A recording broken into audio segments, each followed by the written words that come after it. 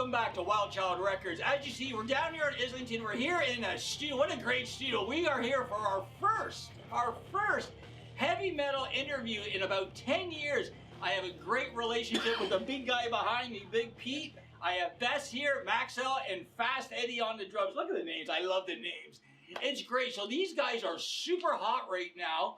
We're here for an exclusive as they have a CD release party coming up at the Rockpile. Check out their website. All the information is on there. Why don't we go around the horn here? And Maxwell, you start. You're the lead singer. You're the guy on the stage. Tell us about the band and tell us what you're expecting coming up for your CD release party. I'm expecting the place to be packed, for one thing, and I'm expecting everyone who goes to the show will get a free CD there once you pay admission at the door. On August the 13th, Saturday, there's a great lineup of bands. We're headlining the show, and we're going to kill it. That's great. Well, we know Rockpile is such a big supporter of live music. Now, I want to ask some stuff about heavy metal. I'm going to ask Bess now. So, heavy metal. Tell us the original, tell us a little bit. I know about Full Give in the past, but you tell us a little bit of the history there, Bess. Of this band? Yeah. Well, me and Maxwell were together in a band called Penetrator. We actually got a record deal. So we were together for a few years, and then we separated. And then I was putting this band back together when I got a call from my buddy Stevie Franchetto, and he told me that Pete's trying to get a hold of me. So I said, okay. So finally he phones me, and the first thing I said to him is not, how are you? I haven't talked to you in 35 years. He's very rude. It's like, that's right. I go, you got your bass? He goes, yeah, I'm still playing. He goes, well, get your bass and get down here. That was it.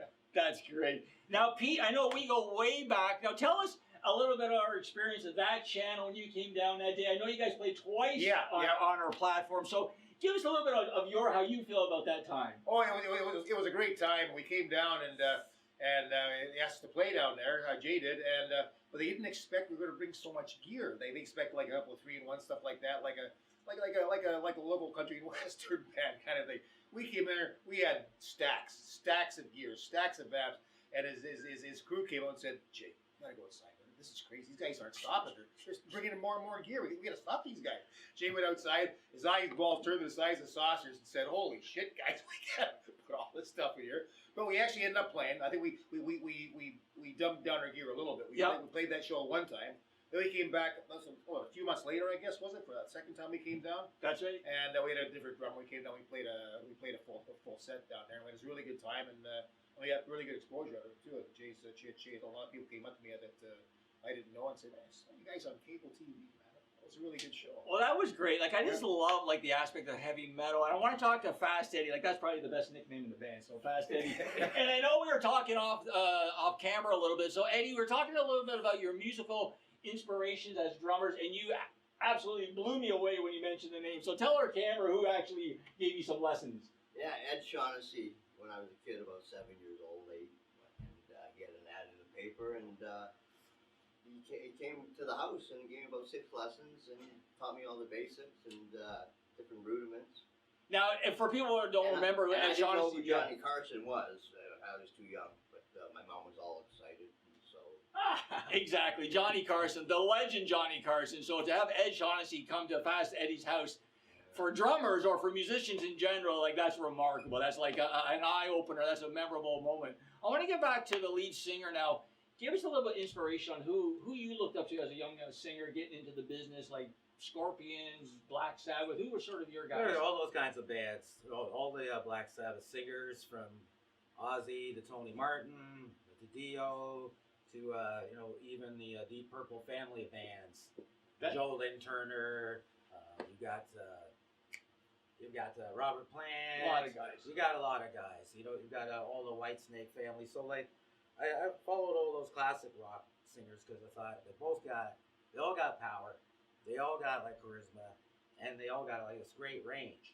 They do. And if you want to be a great singer, you got to study like great singers. That was my goal. That's a great point. And do you agree, back in the day, Bess? Racer X at Comic-Con 2 months ago. We were at Comic-Con. Jim Gillette. We're with Jim Gillette, the U.S. Comic-Con. Oh, yeah? And with Jim Gillette and what's his name? The guitar player? I forget.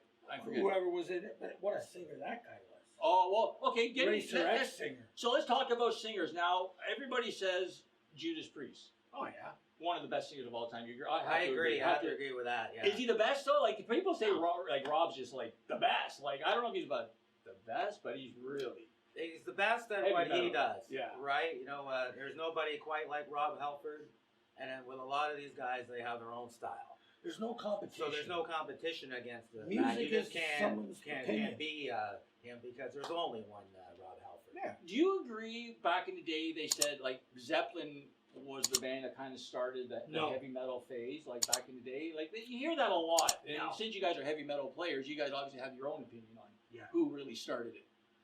Well, actually, I was more into like Grand Funk and Iron Butterfly. Okay, yeah. That's who They were attracted me. forerunners. Yeah, Sabbath was. That's who attracted me, and then I then I heard Sabbath. That was it. So why don't we take a quick break? Because I want to come back because I know all you guys are also songwriters. So you guys are like the triple threat: songwriters, musicians, We're singers. song and dance men. There you go. So stay Smoking tuned. beers. What we're doing, we're interviewing Purveyor of Chaos. They have a CD exclusive release party coming up at the Rockpile on the 13th, which is next weekend. So we're here a little bit early. They opened the doors for us. We're really gracious, very lucky. Great time. Stay tuned. We'll be right back with Wild Child Records.